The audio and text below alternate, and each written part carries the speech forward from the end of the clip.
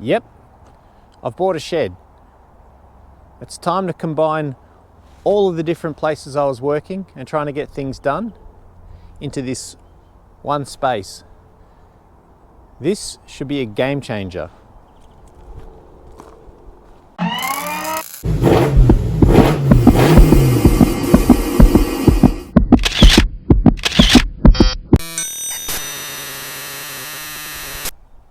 To explain why this is such a big deal for me, first I have to explain the problem. The problem was that I used to live 2 hours drive from the workshop where I was working on cars. Recently I've been building the Galant and it's literally 2 hours drive from where I'm living now.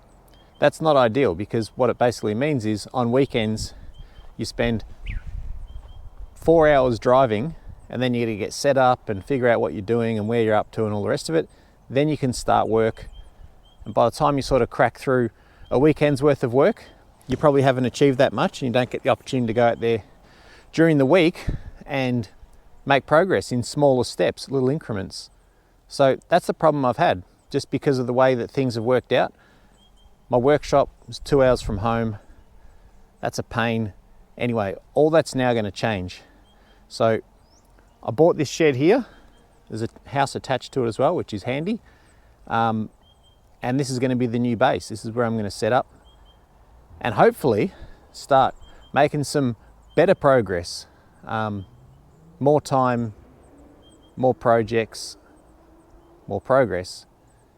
So this is the shed here. It's 15 meters by 8 meters. It's been set up for rural use. It's got these big sliding front doors on it.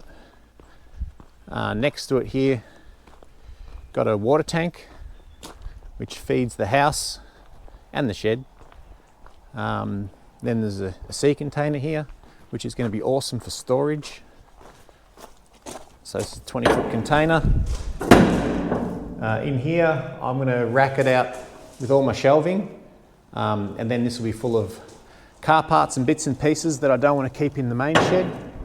And then over here is a big carport structure, which I've got my 2 trailers here at the moment and the ride-on, but this is where dead projects or things that are waiting on parts or whatever, they can sit here. I've got some boat projects as well. They can sit in here and stay out of the weather, which is awesome. So this is the shed.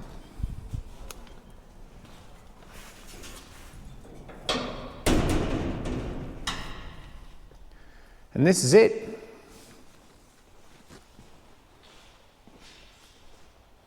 Pretty basic, but some of the essentials are here, which is awesome. It's got power. It's got 10 amp and 15 amp power. It's got water. It's got lights. They're not great. It's got 4 high bays.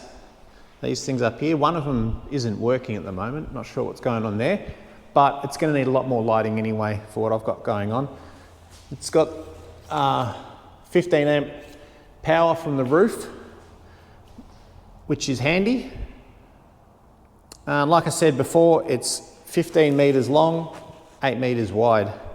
So I need to figure out how I'm going to get this set up. It came with this bench here. There's a lot of power points around the place, but there's plenty of power over here. So I'm going to keep that bench. It seems like a good spot. And then I've got some shelving that I brought from my other workshop over there. I'm not sure where I'm going to set that up yet, but what I'm sort of thinking is having this side of the workshop. I plan to get a hoist in here, some sort of a car hoist. The roof is 3.6, I think, meters tall. I need to measure that. I'll measure that in a sec. And over this side here, I plan for this to be like whatever my long-term project that I'm working on. For example, the Galant will come in here shortly. And then in the middle, this could be more long-term project or a chassis or whatever I've got going on. I've got a couple of projects that haven't been on the channel yet, stuff that's sort of been sitting away in storage, and now some of that stuff I can make progress on. All the equipment and tools will go around the edge. Like given that it's got a big sliding door here, the access in here will be for a car. So over here, for example, all of this section here, this would be dead space. You can't get a car in here. So this would be a great spot for drill presses, folding machines, cutters, whatever. That's a good spot for some of that stuff. So yeah, I've got a blank canvas here that I need to figure out, which is, I'm looking forward to doing that actually. It's going to be pretty cool. So yeah, all right, well first up, I'm going to measure the height of the roof.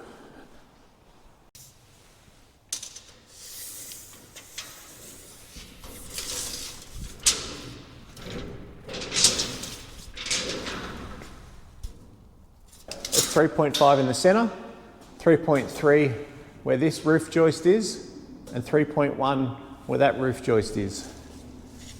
I wish it had a bit more height, but I'm going to be able to make it work.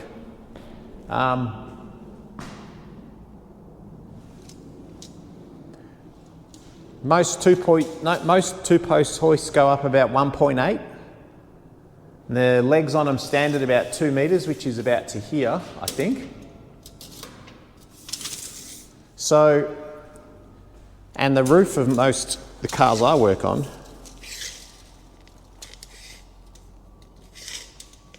probably like 1.5, 1.6. So 1.6 plus 1.8 of lift is 3.4, which gets it, well, 10 centimeters below there. So over the coming weeks, I'm going to be busy moving into here, getting equipment set up, getting this whole place dialed in. So there won't be too much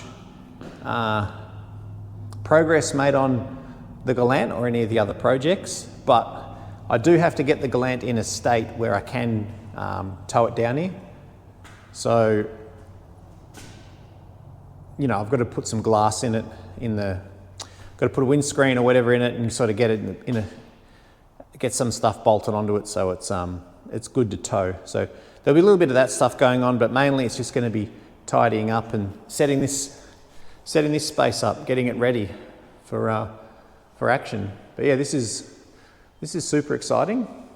I'm pretty amped up about it, to be honest, and really looking forward to getting into it and then ripping into the projects.